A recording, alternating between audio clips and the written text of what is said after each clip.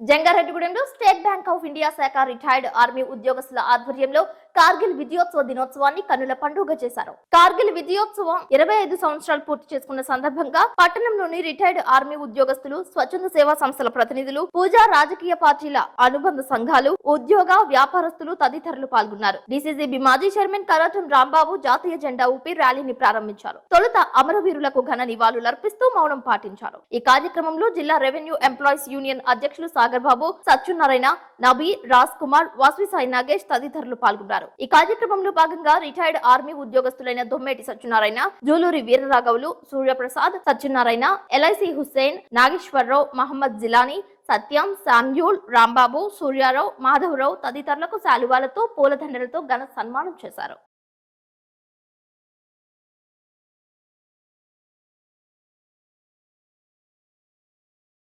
ఇవాళ మనం బతుకున్నామంటే ఆ రోజు ఆ జవాన్ కాపాడబట్టి మనందరం ఇవాళ మన మీద కూడా బాంబులు ఎత్తారు. ఇవాళ మనందరం కూడా వాళ్ళ మరవీరులకి నివాళులు అర్పిస్తాం.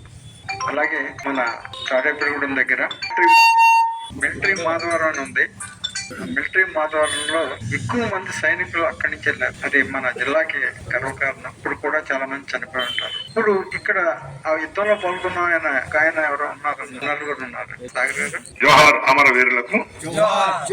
కార్గిల్ యుద్ధం జరిగి నేటికి 25 సంవత్సరాలు. 1999 జూలై 26న జరిగిన యుద్ధంలో భారత సైనికులు వీరోచితంగా పోరాడి భారత ప్రజలందరినీ కాపాడటం కోసం తమ భార్య బిడ్డలను ఏ మాత్రం కూడా పరిగణలో తీసుకోకుండా, వారి తల్లిదండ్రులు కూడా పరిగణలో తీసుకోకుండా, వెనకడుగు వేయకుండా ముందుకు వెళ్లి 559 మంది సైనికులు ఆ యుద్ధంలో మరణించడం జరిగింది. దాదాపు 1560 మంది గాయపడటం జరిగింది. అలాంటి ఆ యుద్ధంలో పెద్దలు, గౌరవనీయులు, ఏజెన్సీ టైగర్ గా పిలువబడే కరాటం రాంబాబు గారు చెప్పినట్లుగా ఈ రోజు మనందరం ఇలా క్షేమంగా ఉన్నామంటే ఆనాటి వాళ్ళ యొక్క త్యాగం. ఆ త్యాగాన్ని మనం గుర్తు చేసుకుంటూ ఈ రోజు జంగారెడ్డిగూడెం పట్టణంలో మాజీ సైనికులు చేస్తున్నటువంటి ఈ కార్యక్రమాన్ని స్వాగతిస్తూ ఆ యుద్ధంలో పాల్గొన్నటువంటి 9 సైనికులు ఈ రోజు మన మధ్యన ఈ కార్యక్రమంలో ఈ ర్యాలీలో ఉన్నారని, దానికి మనం వారిని ప్రస్తుతిస్తూ వారు మన పట్టణానికి చెందిన వారు అవడంగా గర్విస్తూ, ఎప్పుడు కూడా మనిషి నేను, నా కుటుంబము, నా పిల్లలు, నా తల్లి, నా తండ్రి అనే బౌండరీలు గీసుకొని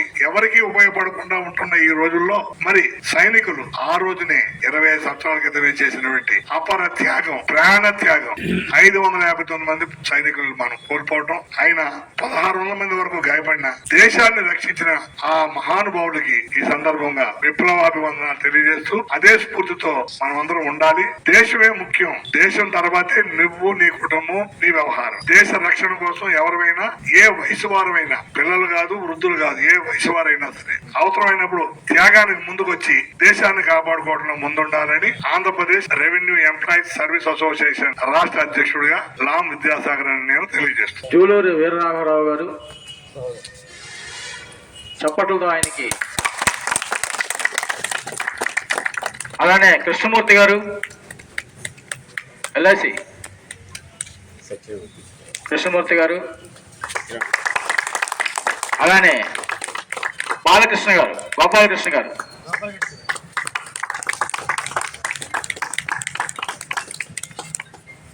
హుసేన్ గారు, అలానే సత్యనారాయణ, నేను